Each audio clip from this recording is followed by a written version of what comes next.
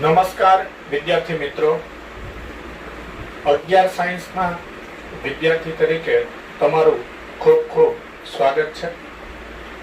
આપણે બાયોલોજી વિષયની ચર્ચા કરવાની છે.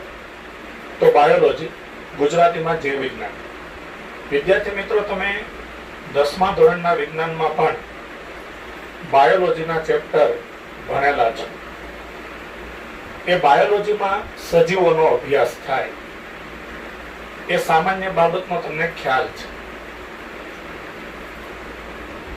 લગભગ મોટાભાગના બધા વિદ્યાર્થી મિત્રો જાણે છે કે બાયોલોજી ગ્રુપ સાથે તમે 11-12 સાયન્સનો અભ્યાસ પૂર્ણ કરી અને આગળ મેડિકલ, પેરામેડિકલ, બીએસસી અને બીજી ઘણી શાખાઓ છે, વિદ્યા શાખાઓ છે, જેમાં તમે અભ્યાસ કરવા જઈ શકશો.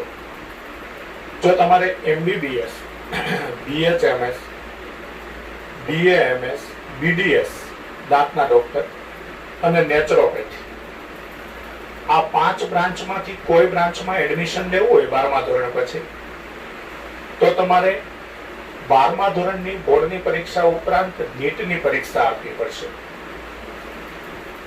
નીટનું full form national eligibility cum entrance test, જે નેશનલ ટેસ્ટિંગ એજન્સી NTA દ્વારા લેવાતી સેન્ટ્રલ ગવર્મેન્ટની એક્ઝામ છે. એટલે કે આખા ઇન્ડિયામાં બાયોલોજી ગ્રુપમાં ભણતા વિદ્યાર્થીઓને મેડિકલ ફિલ્ડમાં અભ્યાસ કરવા માટે કમ્પલસરી નીટની એક્ઝામ આપવી પડે છે. નીટની એક્ઝામમાં 720 માર્ક્સ હોય છે. MCQ પેટર્નની પરીક્ષા હોય છે. 180 MCQ હોય છે. એક MCQ ના 4 માર્ક્સ હોય છે. એમ ટોટલ 720 માર્ક્સ હોય છે. માઇનસ પદ્ધતિ હોય છે, એટલે કે એક MCQ ખોટો પડે તો 1 માર્ક માઇનસ થાય. તેમાં સ્ટાન્ડર્ડ 11 સાયન્સ એટલે કે 11મા ધોરણનો અને 12 સાયન્સનો બંને વર્ષનો સિલેબસ પૂછાય છે. અત્યારે આપણે 11 સાયન્સના બાયોલોજીના બેઝિક ટોપિકની ચર્ચા શરૂ કરવી છે. તો 11 સાયન્સના બાયોલોજીના ટોપિકની ચર્ચાઓ શરૂ કરીએ તે પહેલા એટલી માહિતી આપણે મેળવી લઈએ કે 11 સાયન્સના બાયોલોજીમાં ટોટલ ચેપ્ટર 22 છે, 22, અને 5 યુનિટ છે, 1 થી 5 યુનિટ.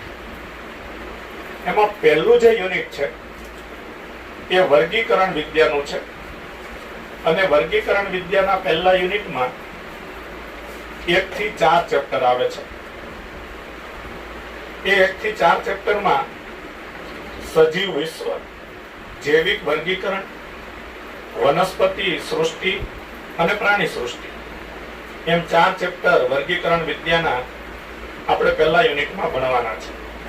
ત્યાર પછી બીજા યુનિટમાં વનસ્પતિઓ અને પ્રાણીઓમાં રચનાકીય આયોજન, એમાં 3 ચેપ્ટર આવે છે.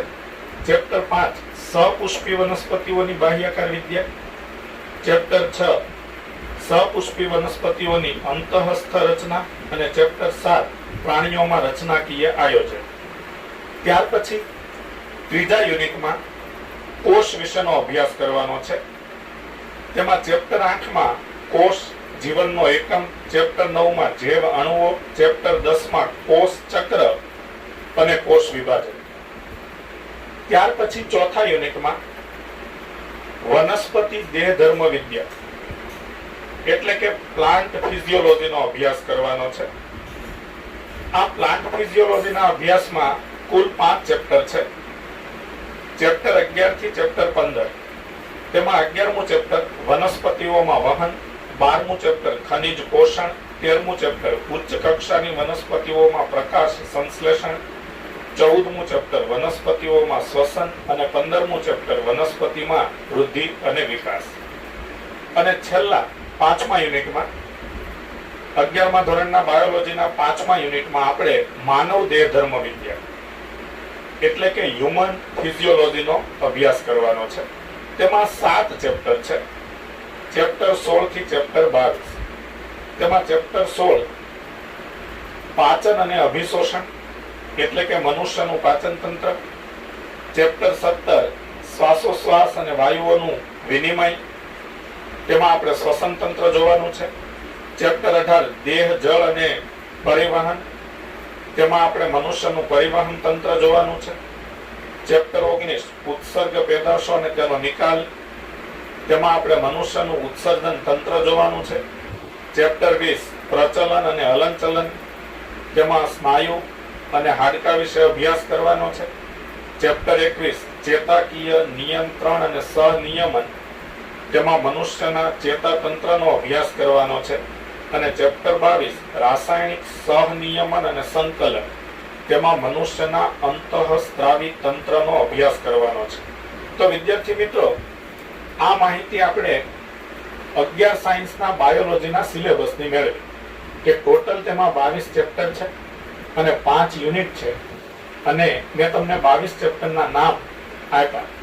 હવે એમાં આપણે શરૂઆતમાં જે અત્યારે બેઝિક કોર્સની બાબતો આપણે જોવાની છે, તો એમાં શરૂઆતમાં આપણે 8મું ચેપ્ટર શરૂ કરવાના છે. 8મું ચેપ્ટર કોષ જીવનનો એકમ, તો એની ચર્ચા શરૂ કરવાના છે. એ પહેલા એક વાત એ પણ જાણી લઈએ કે આપણે 11-12 સાયન્સના બાયોલોજીમાં વનસ્પતિ શાસ્ત્ર, પ્રાણી શાસ્ત્ર, વનસ્પતિ શાસ્ત્ર એટલે બોટની, પ્રાણી શાસ્ત્ર એટલે ઝૂઓલોજી, જીનેટિક્સ જનીન વિદ્યા, બાયોટેકનોલોજી, ઇકોલોજી એટલે કે પરિસ્થિતિ વિદ્યા, આવા બધા ટોપિકનો ખાસ અભ્યાસ કરવાનો છે. કારણ કે તમે જાણો છો બાયોલોજી એટલે સજીવોનો અભ્યાસ. તમે 10મા ધોરણના વિજ્ઞાનમાં અને તે પહેલા 9મા ધોરણના વિજ્ઞાનમાં પણ પેશીઓનો અભ્યાસ કર્યો હશે. તો એ પેશીઓનો અભ્યાસ પણ આપણે 11મા ધોરણના બાયોલોજીમાં કરવાનો છે. 11મા ધોરણમાં સૌ પ્રથમ આપણે કોષ જીવનનો એકમ તેની ચર્ચા શરૂ કરીએ. તો તેમાં પહેલા કોષ વિશેની સામાન્ય માહિતી મેળવી લઈએ.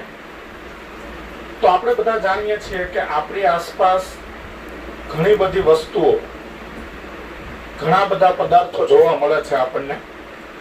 તેમાં કેટલાક સજીવો હોય છે અને કેટલાક નિર્જીવ પદાર્થો હોય છે.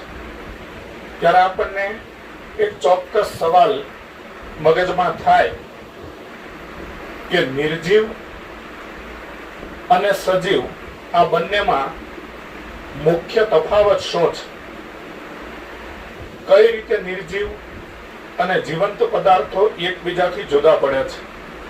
તો આપણી પાસે તેનો જવાબ એ છે કે બધા જ જીવંત સજીવોમાં જીવનનો આધારભૂત એકમ કોષ છે. એટલે કે જે પદાર્થો કોષ ધરાવતા હોય, જે પદાર્થોમાં કોષ આવેલ હોય, તેને સજીવ કહેવાય, તેને જીવંત પદાર્થ કહેવાય. નિર્જીવ પદાર્થો કોષ ધરાવતા નથી. બધા સજીવો કોષના બનેલા છે. જેમાં કેટલાક સજીવો માત્ર એક જ કોષના બનેલા હોય છે, તેને એક કોષી સજીવો કહેવાય છે.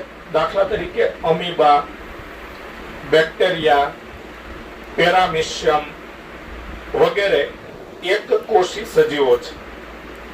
એટલે કે તેના બંધારણમાં માત્ર એક જ કોષ હોય છે.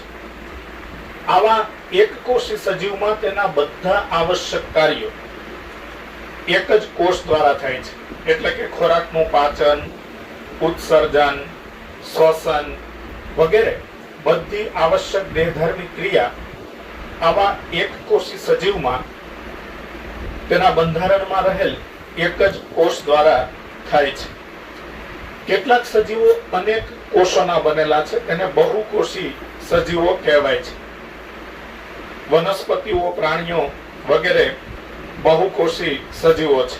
એટલે કે પૃથ્વી પર એક કોષી સજીવો સિવાયના બાકીના બધા જ સજીવો બહુકોષી સજીવો છે, જેમાં મોટાભાગની વનસ્પતિઓ.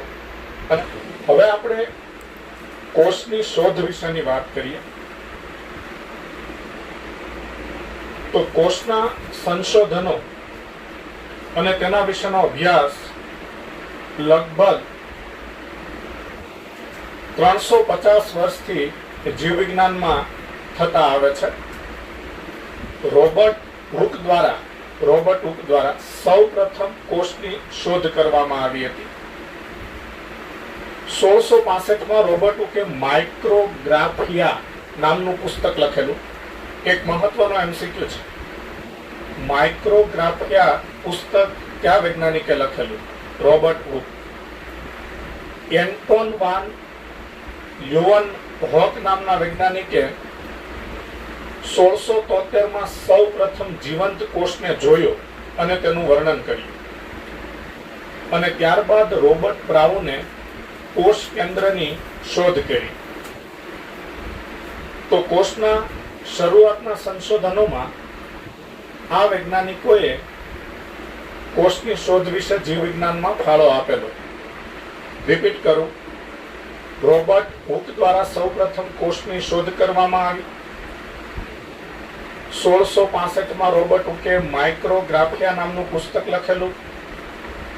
એન્ટોન વાન લ્યુવનહોક નામના વૈજ્ઞાનિકે 1673માં સૌપ્રથમ જીવંત કોષને જોયો અને તેનું વર્ણન કર્યું. અને ત્યારબાદ રોબર્ટ બ્રાઉને કોષ કેન્દ્રની શોધ કરી. વિદ્યાર્થી મિત્રો, હવે આપણે કોષવાદની ચર્ચા કરીએ. કોષવાદ એટલે સેલ થિયરી. એટલે શરૂઆતના તબક્કામાં કોષ વિશે જે અભ્યાસ થયેલો અને જે સંશોધનો થયેલા જુદા જુદા વૈજ્ઞાનિકો દ્વારા, તેને આપણે કોષવાદ કહીએ છીએ. 1838માં જર્મનીના એક વનસ્પતિ શાસ્ત્રી માલ્થિયસ સ્લીડને ઘણી બધી વનસ્પતિ પેશીઓનો અભ્યાસ કર્યો.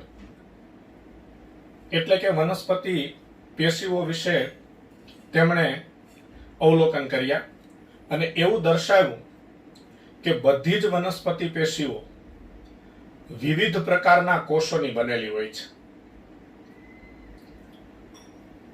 એ જ સમયગાળામાં બ્રિટિશ પ્રાણીશાસ્ત્રી થિયોડોર સ્વાને 1839માં જુદા જુદા પ્રકારની પ્રાણી પેશીઓનો અભ્યાસ કર્યો અને તેના પરથી તેમણે એવું નોંધ્યું કે કોષની બહારની બાજુએ પાતળું બાહ્ય પડ હોય છે. એટલે કે પ્રાણીનો કોષ હોય તેમાં સૌથી બહારની બાજુએ પાતળું પડ હોય છે, પાતળું આવરણ હોય છે, જેને આજે આપણે કોષરસ પટલ તરીકે ઓળખીએ છીએ. તેણે એ પણ દર્શાવ્યું કે કોષ દિવાલ એ વનસ્પતિ કોષનું આગવું લક્ષણ છે. આ કોષ દિવાલ પ્રાણી કોષને હોતી નથી, વનસ્પતિ કોષને હોય છે. તો કોષ દિવાલ એ વનસ્પતિ કોષનું આગવું લક્ષણ છે એવું પણ થિયોડોર સ્વાને દર્શાવ્યું. તેમણે એવી પરિકલ્પના કરી કે પ્રાણીઓ અને વનસ્પતિઓની શરીર રચના, એટલે કે પ્રાણીઓ અને વનસ્પતિઓનું શરીર કોષ અને કોષની નિપજોનું બનેલ છે. તેવી પરિકલ્પના પણ થિયોડોર સ્વાને કરેલી. સ્વાને કોષને કોષરસ પટલથી આવરિત અને કોષ કેન્દ્ર ધરાવતા બંધારણ તરીકે વ્યાખ્યાયિત કરેલ છે. એટલે સ્વાને કોષની એવી વ્યાખ્યા કરી કે કોષ એ કોષરસ પટલથી આવરિત અને કોષ કેન્દ્ર ધરાવતું બંધારણ છે. સ્લીડન અને સ્વાને સંયુક્ત રીતે કોષવાદ રજૂ કર્યો. એટલે આ બંને વૈજ્ઞાનિકોએ, સ્લીડન અને સ્વાને, કોષવાદ રજૂ કર્યો. પરંતુ આ વૈજ્ઞાનિકોને નવા કોષનું સર્જન કેવી રીતે થાય છે તેની જાણકારી ન હતી. એટલે કે નવો કોષ કેવી રીતે ઉત્પન્ન થાય છે તે બાબતે તેઓ પરિચિત ન હતા. આ બાબત તેઓ જાણતા ન હતા. રુડોલ્ફ વિર્સોએ 1855માં સૌ પ્રથમ એવું સાબિત કર્યું કે નવા કોષોનું સર્જન પૂર્વ અસ્તિત્વ ધરાવતા કોષોનું કોષ વિભાજન થવાથી થાય છે. એટલે કે સજીવના શરીરમાં જે કોષો હોય છે તે કોષ વિભાજન પામી નવા કોષો ઉત્પન્ન કરે છે. આવું સૌ પ્રથમ 1855માં રુડોલ્ફ વિર્સો નામના વૈજ્ઞાનિકે પુરવાર કર્યું. આ બાબતને ઓમ્નિસ સેલ્યુલા ઈ સેલ્યુલા કહેવાય છે. આ શબ્દ એમસીક્યુ માટે ખાસ અગત્યનો છે. ઓમ્નિસ સેલ્યુલા ઈ સેલ્યુલા એટલે કે નવા કોષનું સર્જન પૂર્વ અસ્તિત્વ ધરાવતા કોષના કોષ વિભાજનથી થાય છે. આ ઓમ્નિસ સેલ્યુલા ઈ સેલ્યુલા એ સેલ લિનિયેજ ની થિયરી છે. આજના સમયમાં કોષવાદ એટલે બધા જ જીવંત સજીવો કોષ અને કોષની નિપજોના બનેલા હોય છે. બધા જ કોષોનું સર્જન પૂર્વ અસ્તિત્વ ધરાવતા કોષોમાંથી જ થાય છે.